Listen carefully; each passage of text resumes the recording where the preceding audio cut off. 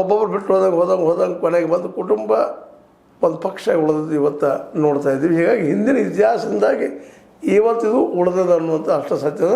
ಇನ್ನು ಇದನ್ನು ಉಳಿಸಬೇಕಾಗಿದ್ದೇನು ಅಂತಂದರೆ ಅಷ್ಟೇ ಪ್ರಬಲವಾಗಿ ಬೇರೆಯವ್ರನ್ನೂ ಸಹಿತ ತಮ್ಮ ಪಕ್ಷಕ್ಕೆ ಸೆಳೆದುಕೊಳ್ಳುವಂಥ ಪ್ರಯತ್ನ ಮಾಡಿದರೆ ಭಾಳ ಉತ್ತಮ.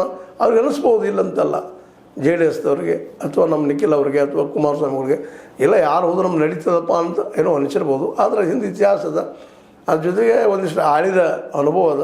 ಆದರೆ ದೇವೇಗೌಡರು ಹೋದ ಮೇಲೆ ಯಾರಪ್ಪ ಅನ್ನುವಂಥದ್ದು ಮಾತ್ರ ಒಂದು ಪ್ರಶ್ನೆ ಇದ್ದೇ ಇರ್ತದೆ. ದೊಡ್ಡ ಆಲದ ಮರ ಅದ, ಆ ಆಲದ ಮರದ ಕೆಳಗೆ ಇವರೆಲ್ಲರೂ ಇದ್ದಾರೆ. ಇಂಥ ಒಂದು ಪಕ್ಷಕ್ಕೆ ಇನ್ನೂ ಅನೇಕ ಮಹಿಳೆಯರನ್ನು ತೊಗೊಳ್ಬೇಕಾಗ್ತದೆ. ಆದ್ರೆ ಒಂದು ಅವ್ರ ಕಿರಿಕಿರಿ ಕಾಡುವಂಥದ್ದು ಏನಪ್ಪ ಅಂತಂದ್ರೆ ಜೆ ಡಿ ಎಸ್ ಕುಟುಂಬ ಪಕ್ಷದವ್ರಿಗೆ ಯಾರು ಬಂದವರೆಲ್ಲ ತಮಗೆ ವಿರೋಧವಾಗಿ ಹೋಗಿದ್ದಾರೆ. ಸ್ವತಃ ಇಲ್ಲೇ ನಮ್ಮ ಸಿದ್ದರಾಮಯ್ಯ ಸಹಿತ ನಮ್ಮ ಕೈ ಕೊಟ್ಟು ಹೋದ್ರು ಅಂತ ಒಳಗೂ ಅದು ಯಾರು ಬೇಡಪ್ಪ ನಾವು ನಡ್ಸ್ಕೊಂಡು ಹೋಗೋಣ ಅಂತ ಭಾವನೆ ಇರ್ಬೋದು. ಬಟ್ ಒಮ್ಮೆ ಪೂರ್ತಿಯಾಗಿ ಮುಚ್ಚಿ ಹೋಯ್ತಂದ್ರೆ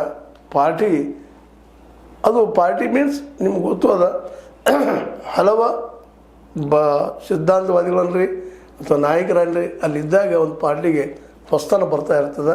ಇಲ್ಲಾಂದ್ರೆ ನಿಧಾನಕ್ಕೆ ಅದು ಇವತ್ತು ಹಲವು ಕಾಂಗ್ರೆಸ್ ಆಗಿದ್ದಾವ.